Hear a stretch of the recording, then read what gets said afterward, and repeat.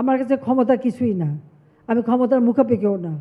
হাসিনা ক্ষমতার মুখাপেক্ষী না, তাহলে ভোট চুরি প্রয়োজন আছিল কি? কথায় কথায় নির্দোষ লোকদের সন্ত্রাসী বলে, পুলিশ দিয়ে গ্রেপ্তার, গুম খুনের কারণ কি? তবে এবার অত সহজে ছাড়া হবে না, খুব অপরিচিত কেউ না। আপনারা দেখেছেন এর সঙ্গে সমর্থন দিয়েছে বিএনপি। সাজাপ্রাপ্ত আসামি যে গ্রেনেড হামলা করে আমাকে হত্যা করতে চেয়েছিল, এই দেশের সন্ত্রাসের রাজত্ব কায়েম করা, 10 ট্রাক অস্ত্র মামলায় যার সাজা, আমেরিকান এফবিআই কর্তৃক দুর্নীতির যে তথ্য, সেই তথ্যের ভিত্তিতে এফবিআই লোক হিসেবে সাক্ষী দিয়ে ওই তারিখ জেলে শাস্তি দিয়ে গেছে। এই সাজাপ্রাপ্ত আসামি দেশ থেকে বাইরে, ওখান থেকে হুকুম দেয়, এটা জ্বালাও, ওটা জ্বালাও, এটা করো, আর কয়দিন চালাও ইত্যাদি। আর জামাত ইসলামী এবং বিএনপি শিবির, আপনারা জানেন যে কটা ঘটনা, যতগুলি খুন খারাপি, এই শিবির, বিএনপি, জামাত এরা একসাথে করেছে। বুবু ক্ষমতা থাকার জন্য যে গুন্ডা পালন করেন তা কি বলবেন না? ক্ষমতায় থাকতে কতগুলো গুম করেছেন, বিদ্রোহীদের খুন মিথ্যা মামলা দিয়ে রাখছে, এটা কি ঠিক করেছেন? মানে ছাত্রদের ঢাল হিসেবে ব্যবহার করা হচ্ছে। কি হচ্ছে, আওয়ামী লীগ, ছাত্রলীগ, তারা ছাত্রদের বিরুদ্ধে যখন ইউনিভার্সিটিতে গোলমাল শুরু করেছে, আমি ছাত্রলীগকে বলছি তোমরা বেরোয় চলে আসো। বেচারারা বেরিয়ে চলে আসে, তাদের প্রত্যেকের রুম থেকে সমস্ত মাল ফেলে সব পুড়িয়ে দিয়েছে, মেরেছে। আমি যে কোনো কিছু করবো না, ধৈর্য ধরো। শিক্ষকদের গায়ে হাত তুলেছে, মেয়েদের পিলারের সাথে বেঁধে ছাত্রলীগ করে কেন, তাদেরকে ধরে মেরেছে।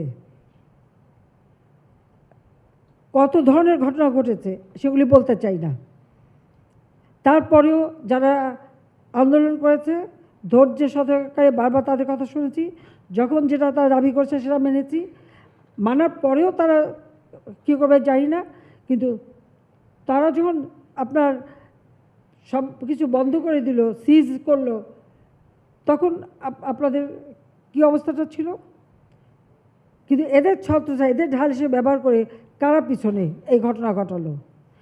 এখানে শিবির একেবারে এখন যেরকম হচ্ছে পরিকল্পিতভাবে প্ল্যান করে, দীর্ঘদিন থেকে প্ল্যান করেই তারা এসেছে। জেলায় জেলায় খবর নিয়েছে কোথায় কোথায় শিবির কর্মীরা আছে, তারা কেউ নাই। সব ঢাকা, কিন্তু ঢাকা শহরে না, ঢাকার আশেপাশে এখানে সেখানে তারা ঘাপটি মেরে আসে আর এই ঘটনাগুলি ঘটাচ্ছে। বিএনপি সম্পূর্ণ মদত দিচ্ছে। আমার প্রশ্ন, এরাই যে এত কিছু করছে, অর্থ সরবরাহ কারা করছে সেটা আপনারা খোঁজ নেন, যে অর্থগুলি কোথা থেকে আসছে। এখন নাটক তৈরি করে সাধারণ ছাত্রদের শিবির বলে গ্রেপ্তার, গুম করে প্রতিশোধ নেবেন বলেই হয়। আপনারা সেটাও খবর নেবেন। আমি আপনাদের কাছে অনুরোধ, এবং আমরা চাই যত দ্রুত সম্ভব এই অবস্থা পরিবর্তন হবে। অনেকটা আমরা শান্ত করে নিয়ে আসতে পেরেছি, অনেকটা আমরা এটাকে মানে বলতে পারি যে অবস্থা ছিল তাতে আস্তে আস্তে এখন ভালো হবে। কারফিউ আমরা কিছু শিথিল করেছি আজকে, এখন আপনাদেরও তাড়াতাড়ি ছেড়ে দেবো। যখনই সিচুয়েশন ভালো হবে সময় বুঝে বুঝে আমরা দেবো। জেলাগুলিতে আমরা বলেছি যেসব জেলা এখন তারা কোনো গোলমাল করতে পারছে না, সেই জেলাগুলি এখানে ডিসি এবং আইনশৃঙ্খলা রক্ষাকারী সংস্থা এবং সশস্ত্র বাহিনী তারা বলে বসে ঠিক করে কোথায় কত ঘন্টা কারফিউ থাকবে, কোথায় থাকবে না, সেই অধিকারটা তাদেরকে দিয়ে দিয়েছি। আর ঢাকায় আমরা সেই ব্যবস্থাই নিচ্ছি, যতটুকু ভালো হবে আস্তে আস্তে সেটাও শিথিল হয়ে যাবে। আর আপনাদের ব্যবসা বাণিজ্যটা যাতে ভালোভাবে চলতে পারে তার জন্য যা যা করণীয় সেটা আমরা করবো। আমি ধন্যবাদ জানাই যে আজকে আপনারা এখানে এসেছেন, আপনারা সমর্থন দিয়েছেন। আমি মনে করি আপনাদের এই সমর্থনটা আমাদের দরকার ছিল, এবং এটা হলে পরে আমরা তাহলে আরও দ্রুত এই দুর্বৃত্তদের, এই শিবির, জামাত এবং বিএনপির যারা সন্ত্রাসী, এদের বিরুদ্ধে যথাযথ ব্যবস্থা নিতে পারবো। 13-14তে অগ্নিসংযোগ যারা করেছে তাদের অনেকেই শাস্তি দেওয়া হয়েছে, একবার জানি, কিন্তু শাস্তি দিয়েছে, আবার জেল থেকে তারা ওই একই চেহারা। তবে এবার অত সহজে ছাড়া হবে না। এই ধ্বংসযজ্ঞ চালিয়ে দেশকে নষ্ট করবে আর অনবরত বিদেশে আজে বাজে রিপোর্ট দিয়ে যাচ্ছে। তাতে আপনাদেরও সহযোগিতা চাই যে বাংলাদেশের ভাবমূর্তিটা যা থাকে সেটাই দেখেন। আমার কাছে ক্ষমতা কিছুই না, আমি ক্ষমতার মুখাপেক্ষিও না। আমি ক্ষমতা এসেছিলাম দেশটাকে উন্নত করতে। 2021 সালে বাংলাদেশ উন্নয়নশীল দেশের মর্যাদা পেয়েছে। এটা আমরাই আমাদেরই কষ্টের ফসল। 2009 থেকে এই পর্যন্ত দেশটাকে ওইটুকু তুলতে পেরেছি বলে আজকে সেইটাকেই ধ্বংস করা হচ্ছে। যে এই বাংলাদেশের কোনো ভাবমূর্তি না থাকে, ভাবমূর্তি না থাকলে আপনাদের ব্যবসা এমনি লাটে উঠবে, এটাও মাথায় মনে রাখবেন। কাজে আমি আপনাদের ওইটুকু বলবো যে আবার ধন্যবাদ জানাই। কারখানাগুলি খোলা, যখনই ওই এক একটা এলাকা ক্লিয়ার করা হচ্ছে, যখনই ক্লিয়ার হবে খুলবেন।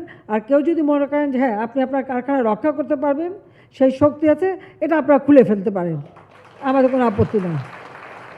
কিন্তু যদি কোনো দুর্ঘটনা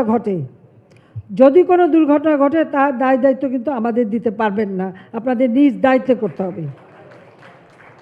তার কারণ আমি যখনই খবর পেয়েছি ওরা যাচ্ছে, আমি সাথে সাথে কারখানা বন্ধ করে শ্রমিকরা নিরাপদে যে চলে যায়, আমি সেই ব্যবস্থা নিয়েছি আপনাদেরই স্বার্থে। ইন্টেলিজেন্সের খবর আছে বলে এটা করতে পেরেছি, গোয়েন্দা সংস্থা সময় সময় খবর দিয়েছে বলে এটা সাথে সাথে ব্যবস্থা নিতে পেরেছি, সেটাও মাথায় রাখবেন।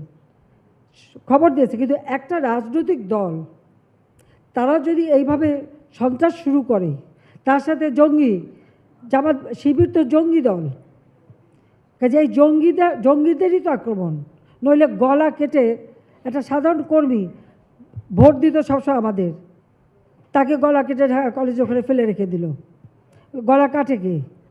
হাত কেটে দিয়েছে, পা কেটে দিয়েছে, ছাদের থেকে ছাত্রলীগের কর্মীদের ফেলে দিয়ে মেরেছে। এই সমস্ত নৃশংসতা কে করে?